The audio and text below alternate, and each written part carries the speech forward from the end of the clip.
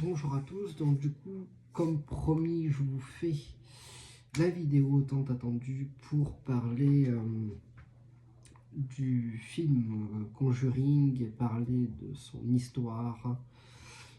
Est-ce qu'il y a une histoire réelle derrière? Est-ce qu'il n'y en a pas? Donc tout ça, on va en discuter. Donc sans plus attendre, on va lancer la transition et on va commencer la vidéo.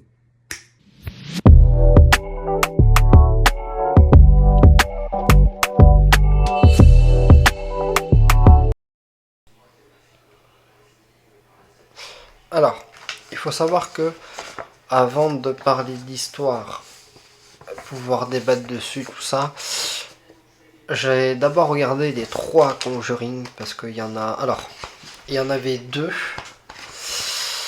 Et tout récemment, il y en a un 3e qui a été disponible sur Netflix. Donc, il est en préparation et maintenant il est disponible depuis mardi à la date où je fais cette vidéo. Mardi qui est passé. Donc, bon, j'ai regardé les 3. Et donc, du coup, on va tout de suite commencer. Alors la première page. Alors déjà, Conjuring, c'est un film qui a été réalisé en 2013. Donc j'ai imprimé des fiches, hein, tout ça, qui parlent de la vraie histoire du film. Hein. C'est un film qui a été réalisé en 2013 par James Wan. Il a connu à sa sortie un succès, donc c'est un film qui a très bien marché. Voilà. Un succès d'ailleurs largement mérité, hein, parce que le film est plutôt pas mal. Voilà, hein, il faut se dire. Et il a été inspiré d'une histoire vraie. Vraie et réelle. Voilà, d'après eux, elle a vraiment existé, cette histoire. Donc là, du coup, ils disent que le film a permis à beaucoup de personnes de connaître Ed et Lorraine Warren. Donc Ed, c'est le mari de Lorraine. Et leur nom de famille, c'est les Warren. Ils disent que c'est des célèbres enquêteurs du paranormal. Donc il faut savoir que Ed est déontologue dans le film, hein, et dans la vie réelle d'ailleurs, c'est des personnes qui existent réellement. Les déontologues, donc déontologue, c'est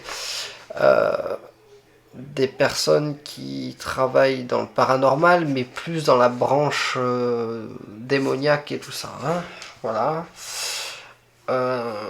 Et sa femme, du coup, elle est voyante, enfin, voyante, ouais.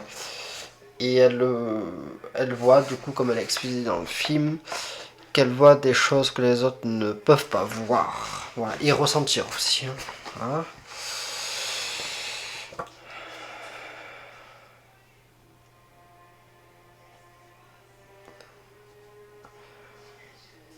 Et là, du coup, le premier sujet, on commence par la famille Perron. Alors, attendez. Oui, on va commencer par l'histoire de la famille Perron.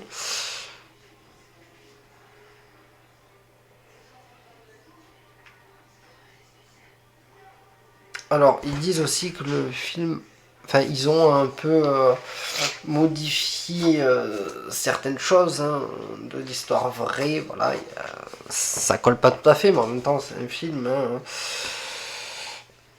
Donc, c'est un long métrage. Bah, donc, par épisode, voilà, c'est un long métrage. C'est des épisodes longs, d'1 heure à peu près. 1 heure et quelques. Alors, désolé, je suis un peu malade. Ouais. Et il commentait une certaine affaire, donc je pense en lien avec laquelle on va commencer. Hein. L'affaire d'Harrisville. Donc, alors pour vous expliquer vaguement, Harrisville, enfin l'affaire d'Harrisville, en fait c'est une ferme, la ferme d'une famille qui... Et puis ça d'ailleurs c'est dans le 2e épisode, pardon.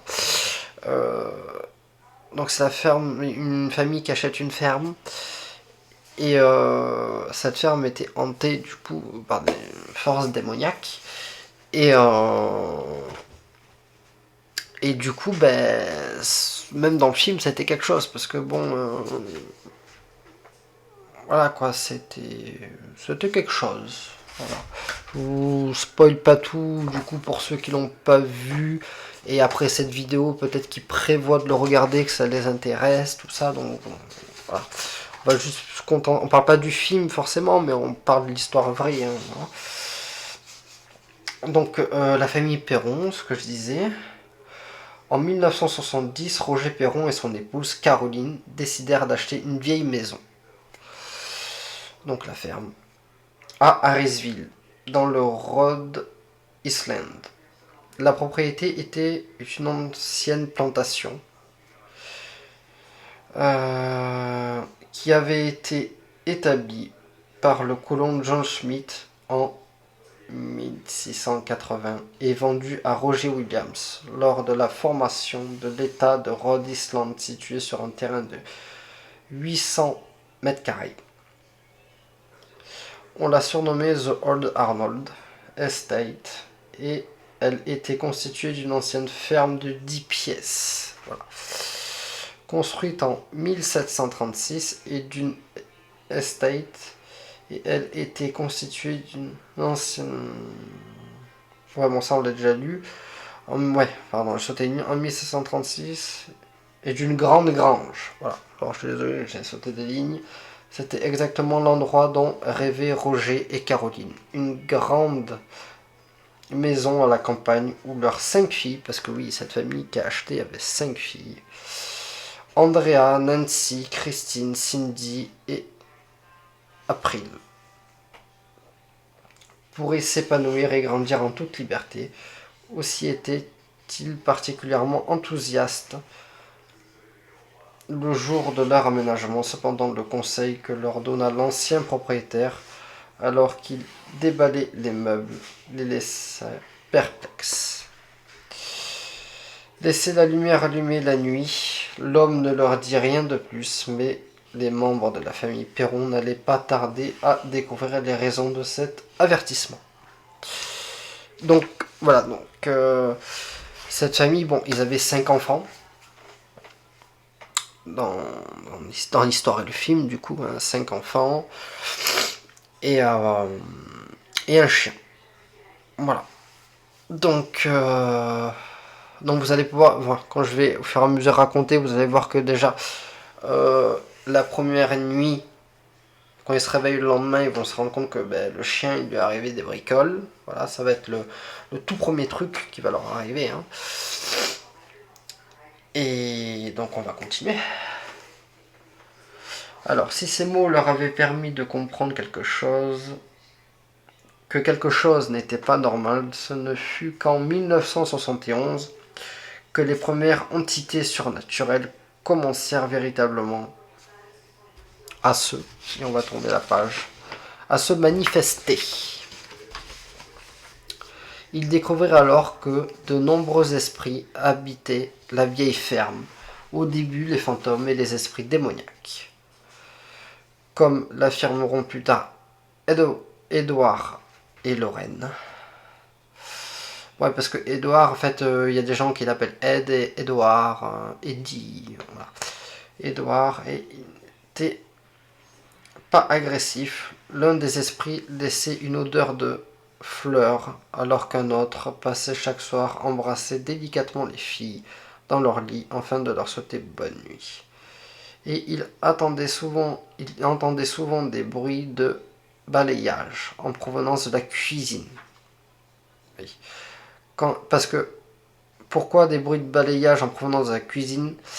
Parce que dans cette maison particulièrement, il y avait à l'époque une bonne qui s'est suicidée dans cette maison.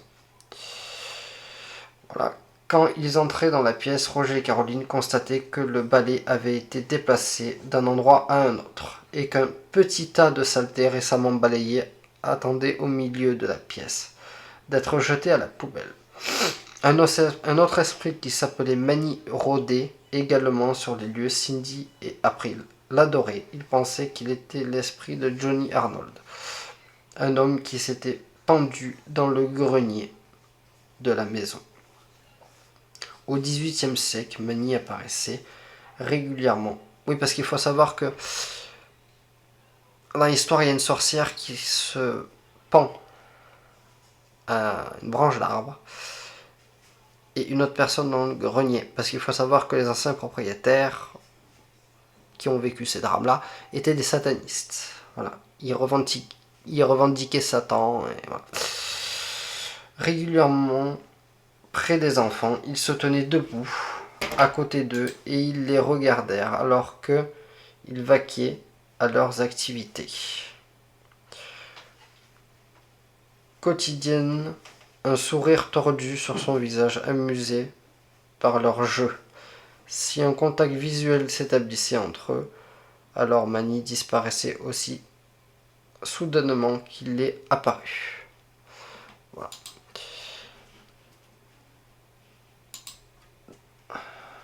Donc du coup, voilà, qu'il était apparu. En plus des disparitions fantomatiques, les membres de la famille Perron étaient aussi témoins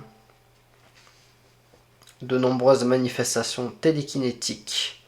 Les lits lévités. Alors télékinétique, c'est quand les objets se déplacent. Les lits lévités à quelques centimètres du sol. Les combinés téléphoniques planaient dans les airs, puis retombaient sur des murs. Divers objets de la maison semblaient bouger de leur propre volonté, et il arrivait parfois que des chaises soient brusquement retirées alors qu'un invité était assis dessus.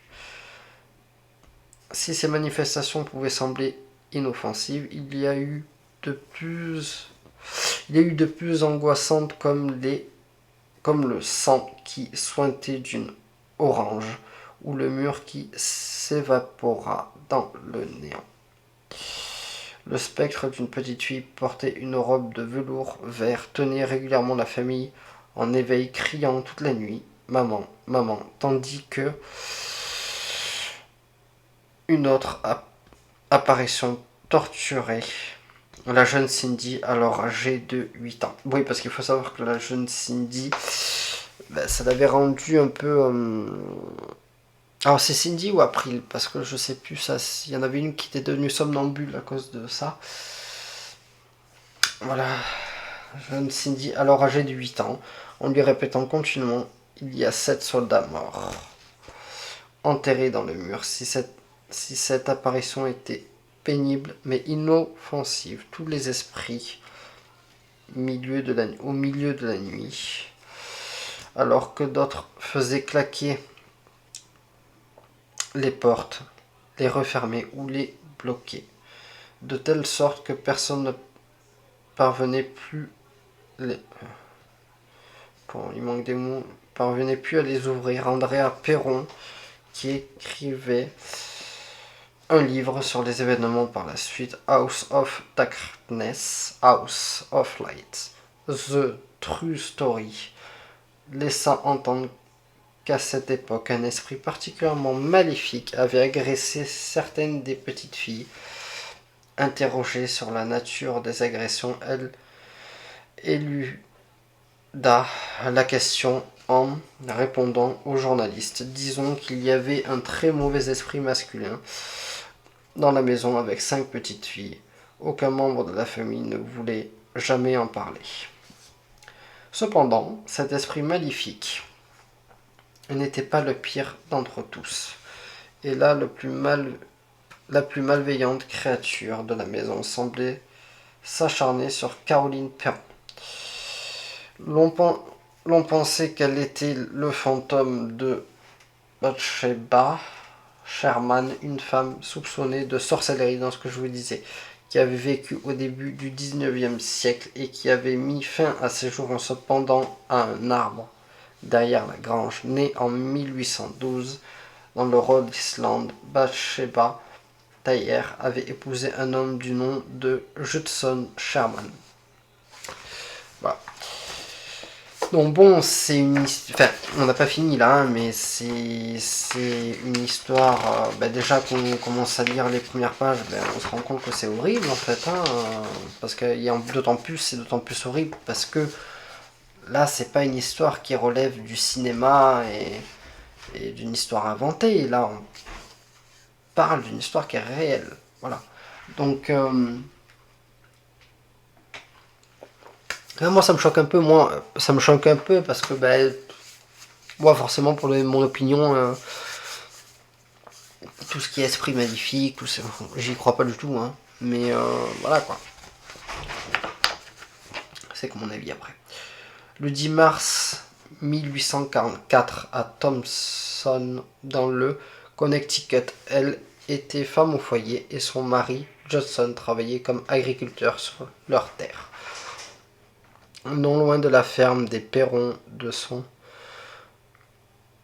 vivant, Bathsheba avait connu une vie de solitude.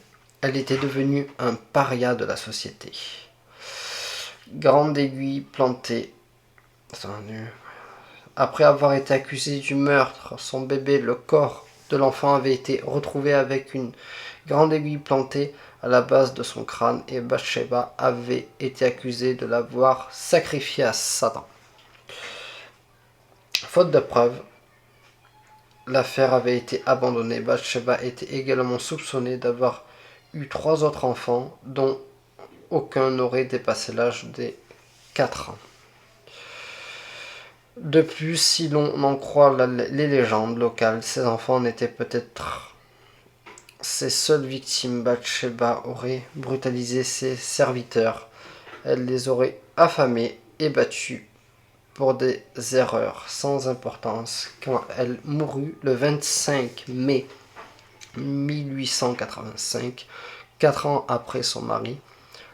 Le coroner écrivait qu'il n'avait jamais rien vu de semblable. Son corps émacié avait l'air étrangement figé. On aurait dit qu'il s'était transformé en pierre. Toutefois, l'histoire contredit cette version des faits, car d'après les archives, Bathsheba Sherman aurait eu un fils en mars 1849, Herbert L. Sherman, lequel serait devenu agriculteur. Comme son père, il se serait marié en 1881 avec une jeune femme nommée Anna. Et ils auraient eu des enfants, mais il n'existerait aucune trace de leur existence. Voilà. Alors, Bathsheba Sherman, photo tirée de la fameuse Bathsheba Sherman. Le fantôme de Bathsheba était particulièrement hideux. Son visage était semblable à une ruche d'abeilles desséchée recouverte de toiles d'araignée. Il ne possédait pas de véritable trait humain et de la vermine rampait dans les crevasses gravées sur sa peau ridée. Sa tête était ronde et grisâtre et elle penchait d'un côté comme si son cou avait été brisé. L'odeur du mal flottait dans la pièce où il apparaissait. Voilà. Donc, les membres de la famille Perron s'étaient rapidement aperçus que Bathsheba avait ses préférences. Si elle tourmentait souvent Caroline et Cindy, enfin voilà, le maître de maison avait ses faveurs. Toute la famille évitait soigneusement la cave qui semblait être l'épicentre des manifestations de Bathsheba. Mais durant leur séjour, le chauffage tomba en panne. À l'escalier, il sentait cette présence froide et puante près de lui. Parfois, pendant qu'il travaillait, Bathsheba le touchait. Elle lui caressait doucement le cou ou faisait courir ses mains dans son dos. Mais si la sorcière semblait l'apprécier, elle haïssait sa femme. Elle a voulu la voir partir de la maison et elle ne s'en cachait pas. En août 1977, le Providence Journal fit apparaître un article qui parlait du fantôme de Bathsheba. Madame Perron a dit qu'elle s'était réveillée un matin avant l'aube et qu'elle avait aperçu une apparition près de son lit. La tête d'une vieille femme pendait sur le côté sur une vieille robe grise, puis une voix a résonné. Sors, sors, je vais te conduire à la mort et à la tristesse. Au début, Bathsheba se montrait simplement cruelle envers Caroline. Elle l'a pincée, elle l'a giflée ou elle jetait des objets sur elle. Mais avec le temps, ces attaques se firent plus. Donc se font. Voilà. Donc, ce qu'on va faire, c'est que on va lancer une autre transition, ce qui me permettra à moi de faire une petite pause et on continue tout de suite sur la même vidéo.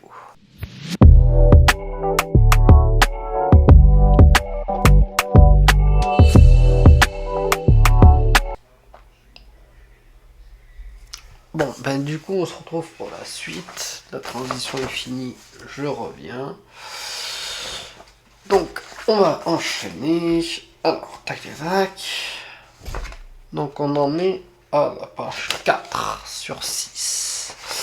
Donc, menaçante, l'entité avait découvert que le feu était la plus grande peur de Caroline. Voilà. Aussi, c'est mit-elle à s'en servir pour la terroriser, jetant des torches sur le lit et exigeant son départ. Douleur au mollet, lorsqu'elle examina sa jambe, elle aperçut une trace de sang. Comme celle laissée par une piqûre, elle vérifia s'il n'y avait pas d'abeilles ou de choses du même genre. D'écrire le genre dans la pièce, mais elle ne remarqua de spécial plus tard dans son livre. Bon, il manque des mots, donc c'est un peu chiant. Dans son livre, Andrea Perron allait décrire la blessure comme un cercle parfaitement concentrique. C'était comme si une grosse aiguille à coudre avait été plantée dans sa peau. Ed et Lorraine.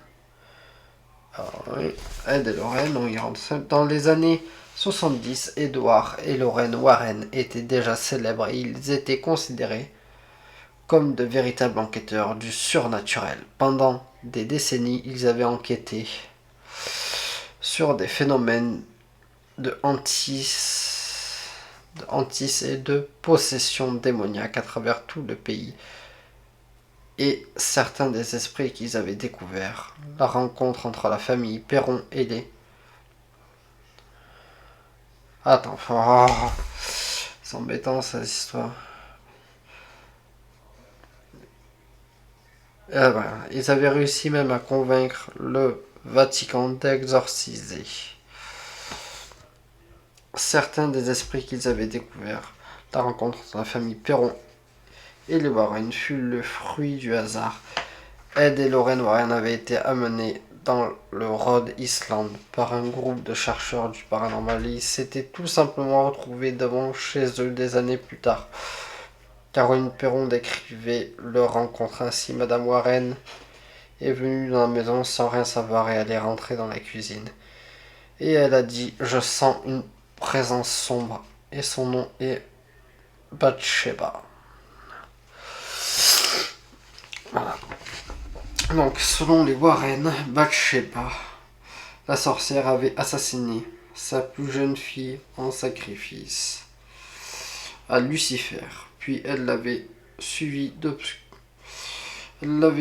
d'obscurs rituels avant de se pendre, espérant ainsi demeurer éternellement sur les lieux pour les hanter. Elle avait également maudit quiconque vivrait sur la propriété, et l'efficacité de cette malédiction pouvait se vérifier à travers les nombreuses tragédies qui s'étaient déroulées après sa disparition. Dans le livre noir de Burrillville, l'ancien livre des dossiers publics de la ville, on pouvait relever 2 suicides par pendaison un suicide par le poison, le viol et l'assassinat d'une fillette de 11 ans, de noyade dans un ruisseau. Près de la maison, 4 hommes mystérieusement morts de froid ainsi que la pendaison d'une vieille femme de 93 ans au chevron de la grange. Pardon.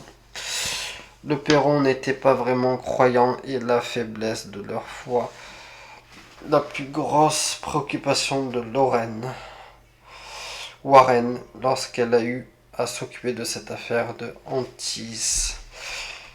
Elle était persuadée que si l'esprit de la sorcière pouvait se déchaîner avec tant de violence envers eux, c'était grâce à cette faiblesse. Elle expliqua qu'à un moment elle avait regardé dans un coin et qu'elle avait alors aperçu la chose la plus grotesque qui lui avait jamais été donnée de voir dans sa vie. Fort heureusement, elle avait réussi à la faire disparaître au nom de Dieu. D'après Lorraine Warren, vous n'avez que votre foi comme protection. J'ai toujours eu ma foi, la protection de Dieu m'a permis de faire cela. À ce moment-là, les Perron n'avaient pas de religion et c'était très dangereux. En 1974, Ed et Lorraine Warren firent de nombreux voyages pour enquêter dans la maison et puis là on va tourner de page. Et selon Lorraine Warren, jamais ils ne tentèrent un exorcisme, mais une nuit, à l'occasion de l'une de leurs séances, la situation dégénéra brusquement et Caroline Perron fut possédée par l'esprit de Bathsheba. Ce soir-là, les Warren étaient arrivés avec beaucoup de monde, dont un prêtre et des techniciens. Andrea et sa sœur Cindy s'étaient cachés pour observer discrètement la scène. L'esprit maléfique faisait preuve d'une incroyable puissance. Et les fillettes étaient terrifiées cette nuit-là. Andrea crut que sa mère était en train de mourir. Je pensais que j'allais m'évanouir. Ma mère a commencé à parler une langue qui n'était pas de ce monde avec une voix qui n'était pas la sienne. Sa chaise a lévité. Elle l'a projetée à travers la pièce.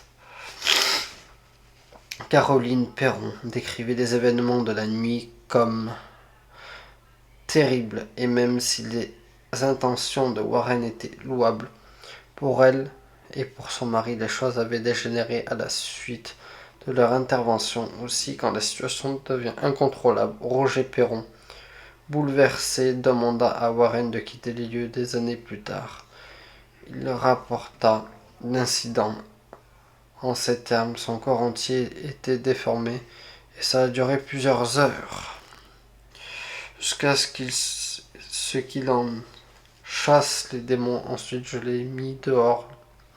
L'intervention des Warren avait été un échec et la famille Perron dut se résigner à accepter le fait qu'il ne vivrait jamais seul dans cette maison.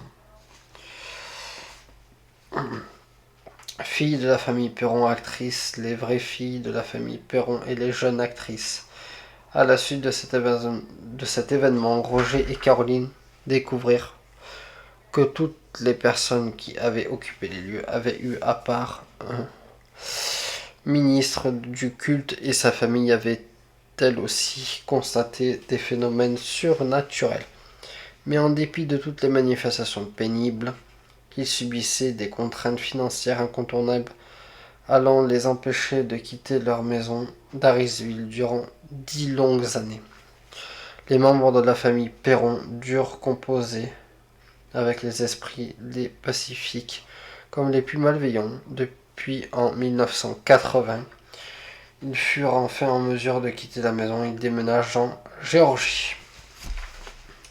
La propriété fut alors rachetée et sa nouvelle propriétaire déclara qu'elle et son mari connaissaient eux aussi des expériences paranormales dans la ferme, mais beaucoup moins intenses que celles de la famille Perron. Ed Warren mourut en 2006, mais Lorraine enquête occulte à l'arrière de sa maison à Monroe, dans le Connecticut. avec l'aide de son neveu Tony, constate que certains ne croyaient pas en leur histoire. Récemment, elle leur a répondu. Toutes deux, ma mère et moi, préférions avaler notre langue plutôt que de dire un mensonge. Les gens sont libres de croire, ceux qui veulent croire, mais je sais ce que nous avons vécu. Ah, ouais. Donc là, on en vient à la dernière. Donc là, c'était la dernière page de l'histoire. Voilà. Donc, du coup, visiblement, là, vous savez tout, quoi. Alors, je crois que c'est la dernière. Ouais, c'est la dernière page. Donc, du coup, l'âme nous avons. Voilà, donc l'histoire est finie. Et donc là, les 2 dernières pages qu'il y a, c'est des photos. Donc c'est 2 photos que j'ai sélectionnées Alors c'est pas des photos du film, hein, c'est des photos de la vraie histoire en fait. Voilà, qui a vraiment existé. Donc ça, je vous les mettrai après à la fin de la vidéo, quoi. Les 2 photos, je vous les mettrai. Voilà. Donc moi, de ce que j'en ai pensé, comme je vous avais dit, j'ai vu les 3 épisodes, qui étaient plutôt pas mal en film, hein. Mais c'est vrai que ce que j'en ai pensé, en fait, c'est que, comme il disait au début de l'histoire, là, le film, il y a des choses qui collent pas avec ce qui s'est passé réellement. Mais comme je disais tout à l'heure, c'est normal, c'est parce que c'est un film, et puis ils doivent grossir certaines choses. Voilà, et puis modifier. Mais non, sinon c'est bien. Alors l'histoire qu'on connaît, la vraie histoire, c'est vrai qu'elle fait un peu froid dans le dos, hein. C'est des choses qui ont existé réellement apparemment. Mais voilà. Donc bon, moi sur ce, la vidéo touche à sa fin. Donc je vous dis à la prochaine dans une autre vidéo, un autre contexte, hein, voilà. Je vous mets bien sûr les 2 photos à la fin de la vidéo et je vous dis au revoir. Bye.